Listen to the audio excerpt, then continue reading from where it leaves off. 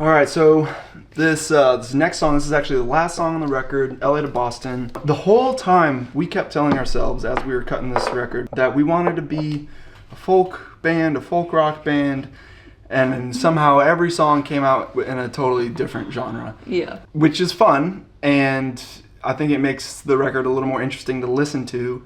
I really wanted to challenge us to actually write the kind of music that we listen to, and this song is probably the closest to what our daily listening habits are. Yeah, I would say even more so, to go like a step further, this song is heavily inspired by like our early inspirations, like Bob Dylan and John Denver and like Karen Carpenter. It feels very, because it's so simple and it's really just like, all these tracks, three instruments. All these tracks here are all the tracks. I mean, there's 2 vocal parts, 1 guitar part, a harmonica, and 1 piano part that's duplicated, so we can get a bit of the Steinway Grand and an electric piano. Yeah. So super simple and stripped down. The only other song out there that we've recorded that is kind of in this vein of being this simple. Every Little Thing. Yeah, Every Little Thing. Which was basically just a guitar part. Yeah. So this one, it was a fun challenge, and I also don't know how to play harmonica, so it was fun to try and play harmonica for this tune. Cody Stonebreaker also plays piano on this track. Yeah. Thank God, because I tried and We couldn't I could do not. it. I tried to do it too, and there was no way. We're just not piano players. He's got a great ear for the direction that this song needed to go. Yeah, for sure. Really, I wanted it to kind of evoke that late 90s, or I should say early 90s emotion with that electronic keyboard, that classic 88 sound.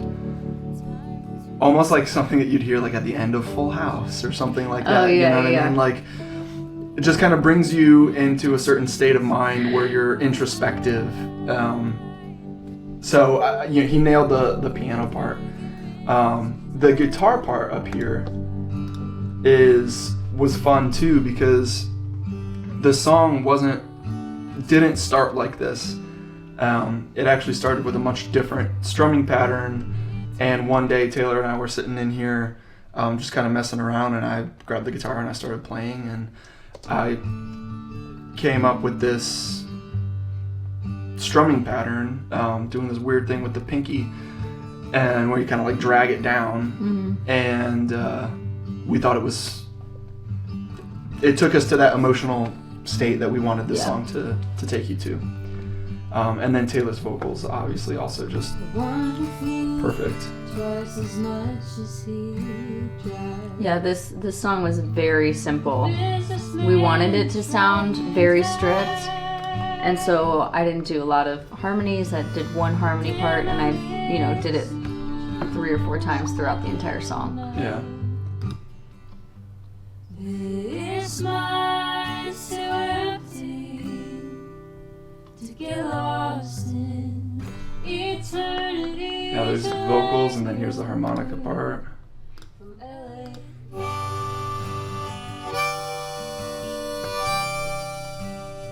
Yeah, it's very lullaby-y,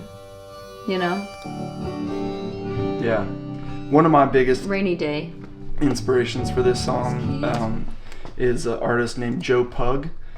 He does a lot of acoustic and harmonica type of stuff, and that's kind of what I was going for. Obviously a little different with the piano and everything, but that type of emotion.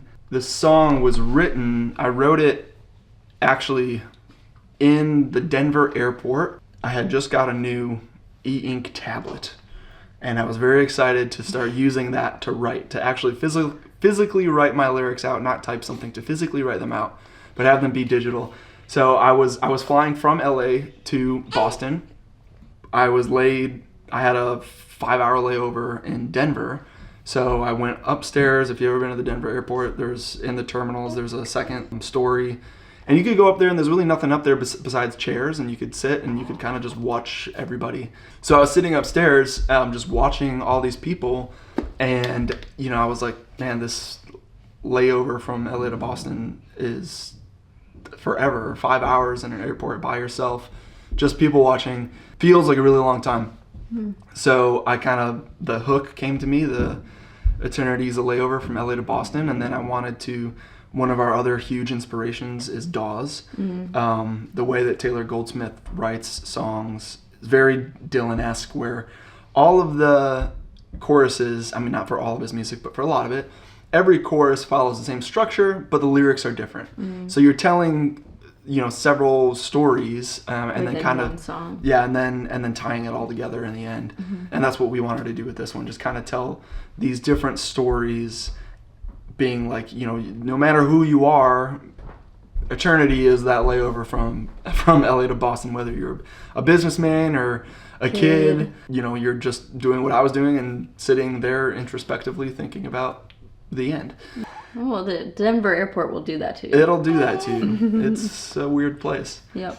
But anyway, so that's LA to Boston.